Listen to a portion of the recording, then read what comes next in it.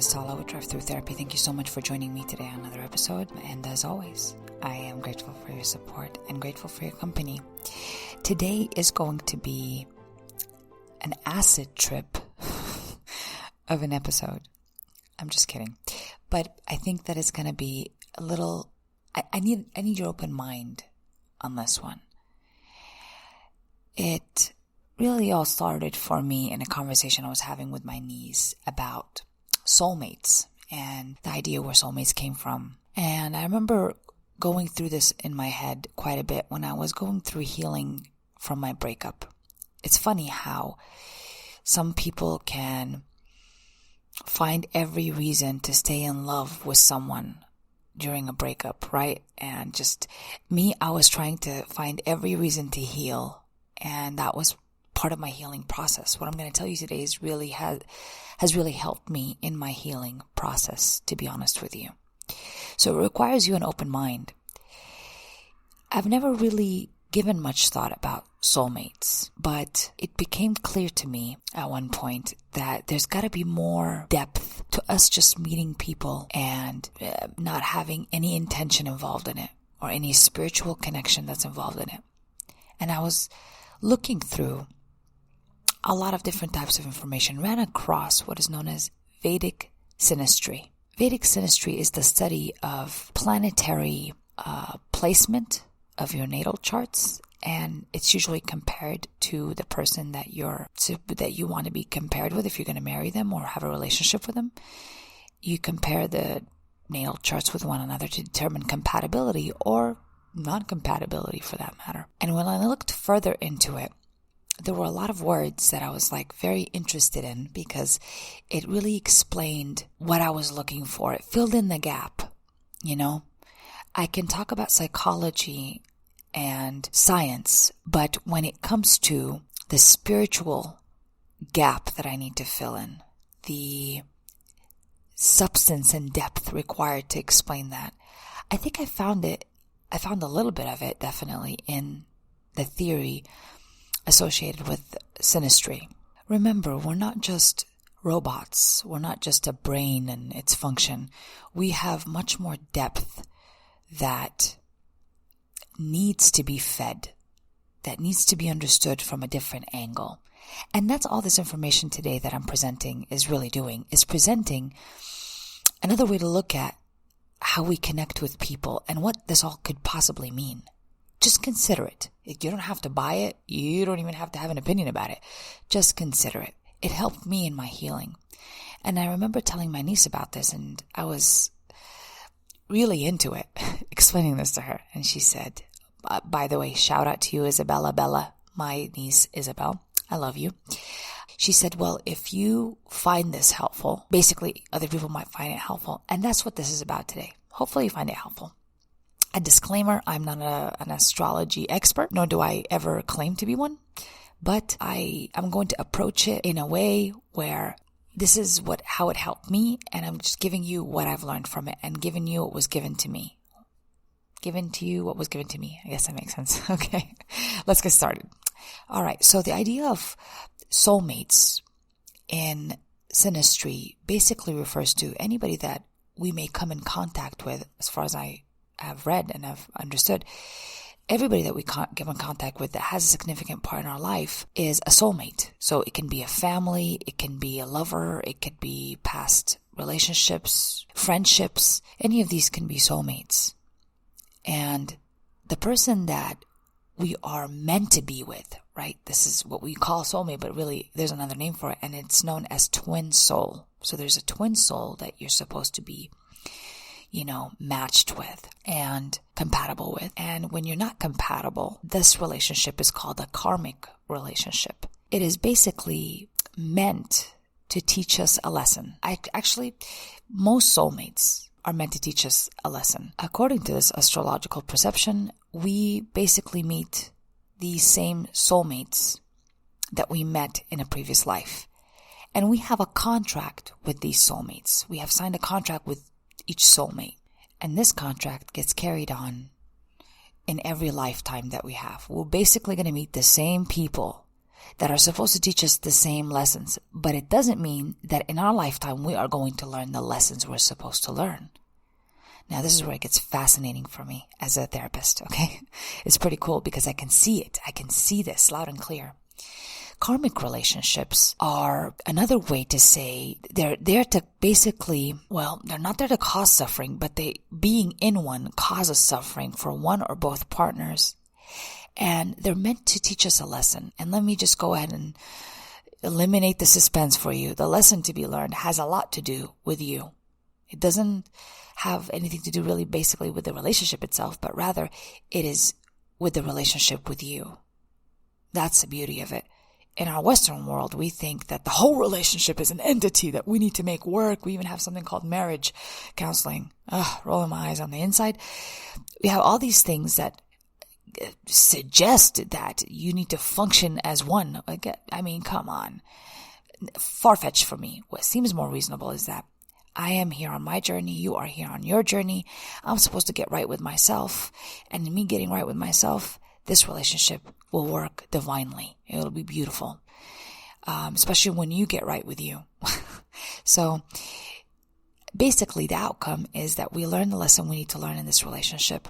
And when we do learn that lesson, when we've resolved a karmic relationship, okay, it turns into it could turn into a twin soulmate, into the twin soul that you're supposed to be with.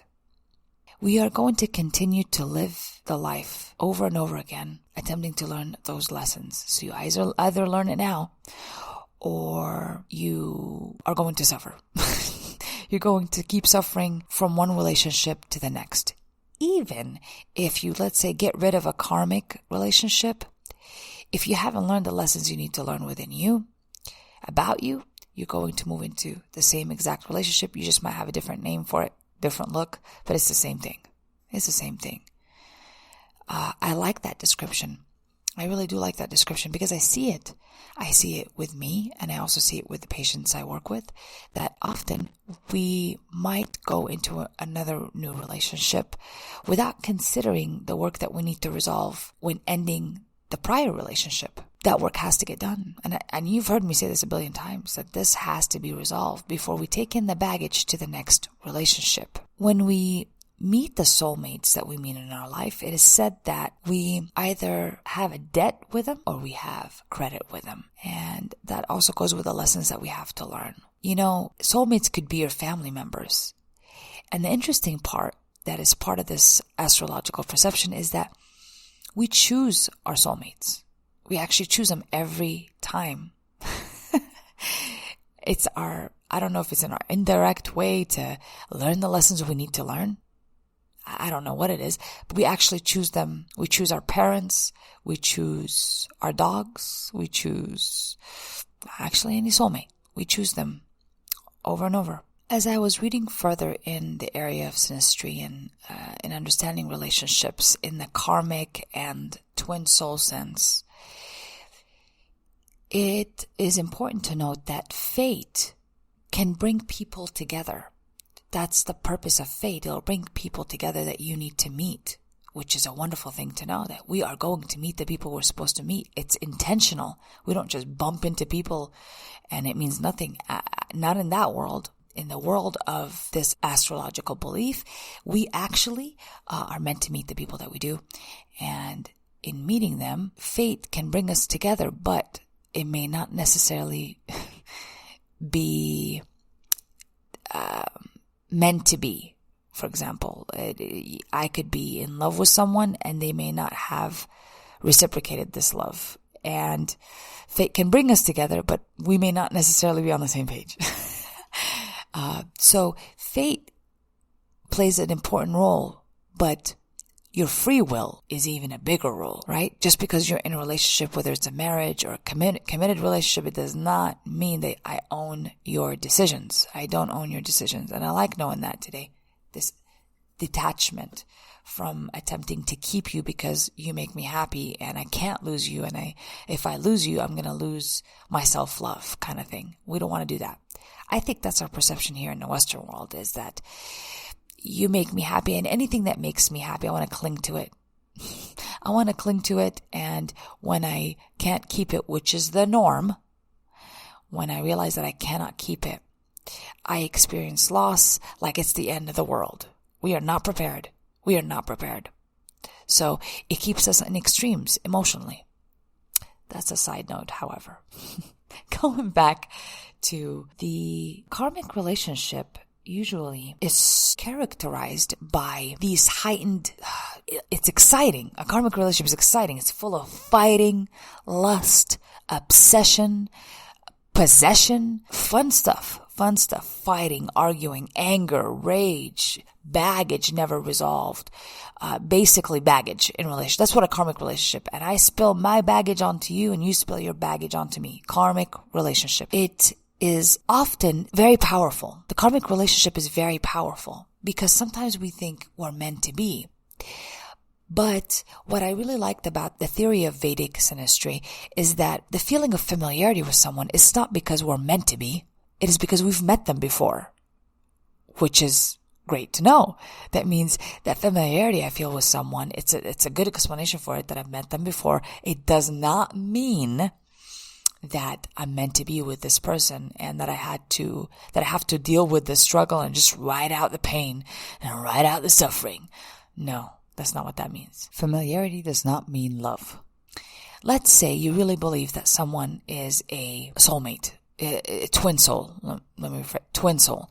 And you are with them, but things are not going well. For example, you are enlightened with the idea that you are soulmates, but this person is not. And that you are doing the work to mend the relationship that you have with yourself and understand the lessons that you need to learn.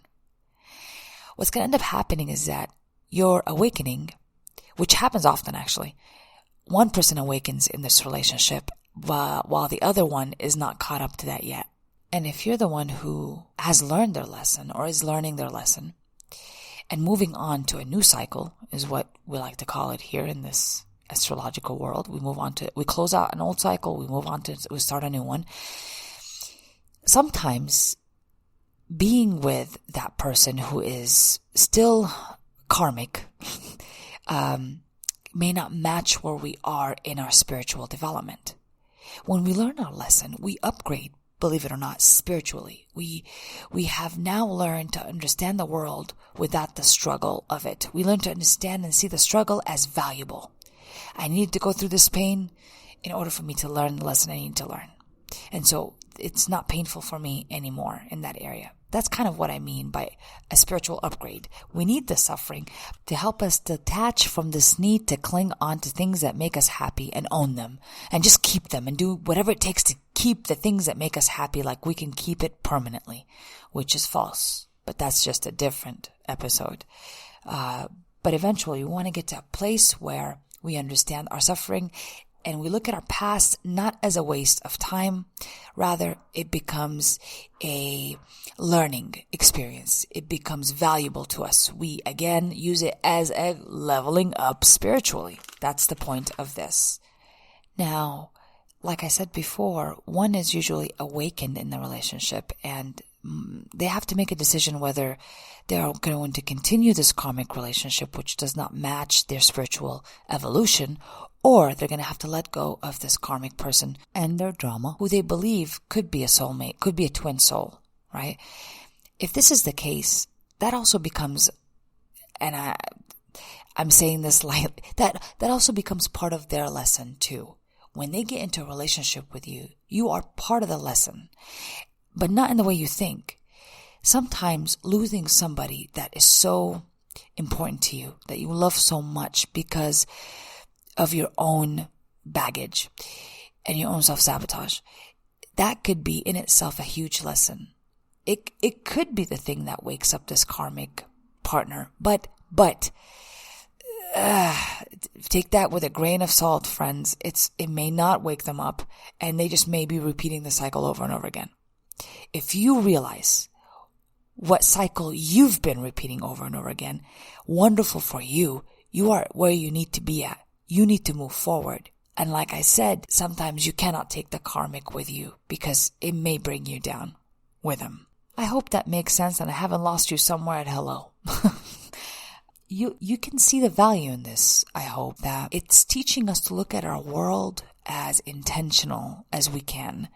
And not everything that we do is dismissed. No, it's energy that's creating energy and that is moving around, and we're connecting with other people energetically and spiritually.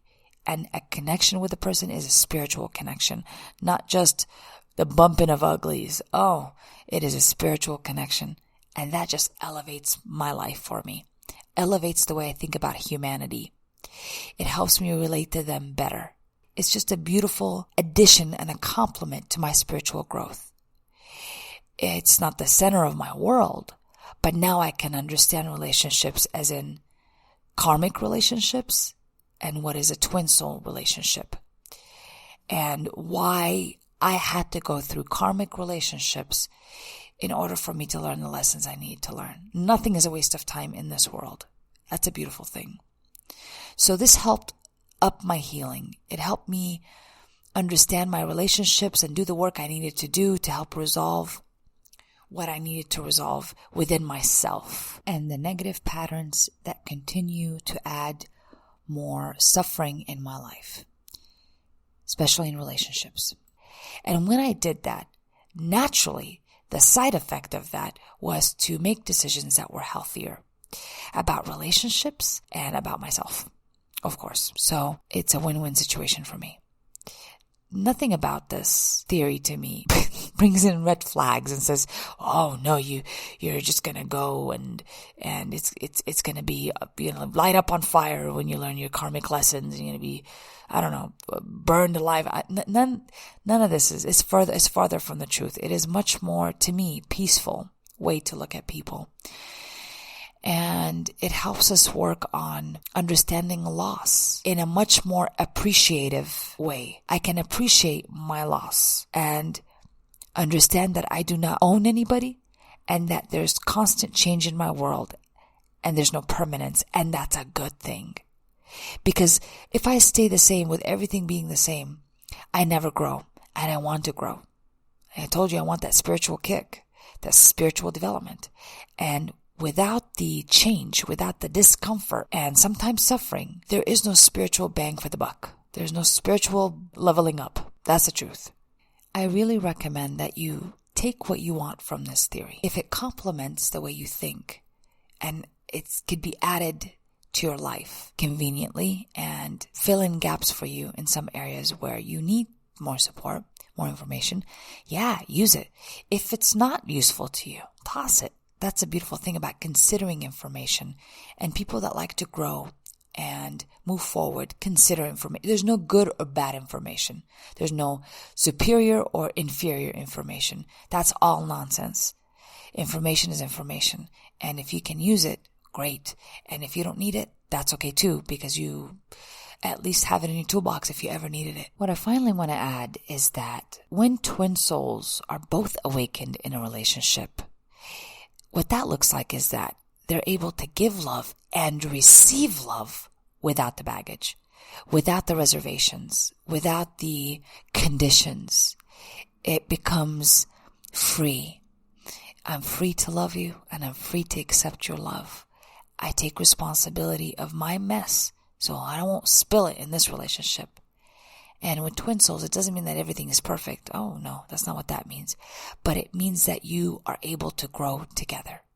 In a karmic relationship, it's not looking like that. It's looking like a train wreck that you're just, every day, it's crisis management and being in that relationship. Crisis management. It's extinguishing fires. That's what it looks like in a karmic relationship. Could it one day evolve to something healthy? Yes.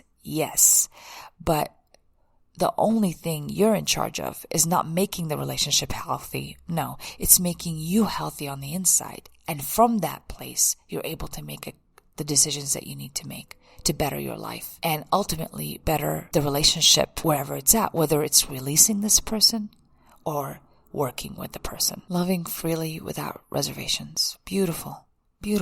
And that's what I took from it. there's probably so much more involved in this synastry business, but I'm giving you what I liked, what my subconscious brain took and made it useful in my healing process. I needed that. And today, when I meet a person, it's always intentional. And I love knowing that nothing is a waste of time. Nothing. And every time I meet you, you teach me a lesson. And that could be people at work. It could be my neighbor. It could be the person I'm standing in Walmart cashier line with. All those are people that are supposed to help give me something, or I'm supposed to give them something. So I either pay a debt or I get a credit. That's what that's about. Beautiful. Everything intentional in this world. Beautiful. I love it. I hope you can find this useful for you. And when you think about twin souls and karmic souls and able to identify or label relationships and cycles in the past that maybe you have ended or have not ended, it's something to look at, something so worthy to look at when it comes to building the relationship that you have with you and ultimately getting to a place where you are exactly where you need to be and you are on the path to a better spiritual, elevated relationship with yourself. Because again, that's the relationship that never leaves you, that you must face, confront, and water its gardens. Sometimes we spend our life watering other people's gardens in hopes that they water ours, but I always like theories. Anything that tells me I need to go to the source, water my own gardens, and then figure out what I need to do after that. I like any theory that does that. It complements my beliefs and it complements my lifestyle and what I would like to accomplish. All right. Thank you so much, you guys, for sitting with me on an episode of the Twilight Zone, apparently. But thank you for keeping an open mind and consider this as a tool if you like it. If you don't think this is applicable to you in your life, that's cool too. Toss it. Not offended at all. I want you to use whatever you find useful. Whatever. I'm going to throw at you anything that I found useful and that helped me heal. Wow, Tala, that was violent. But I'm saying this with love. And for anybody out there that's listening to this, I hope that you mend the relationship that you have with yourself and you reach a point where you're whole and that you're feeding yourself and watering your own garden and tending to your own world on the inside with what you want to do, how you want to do it.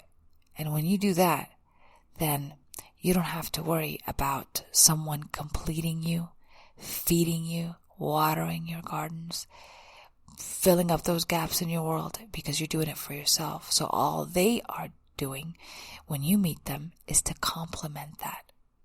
That's how you know that that person is your twin soul. They complement what you already have. And that's beautiful.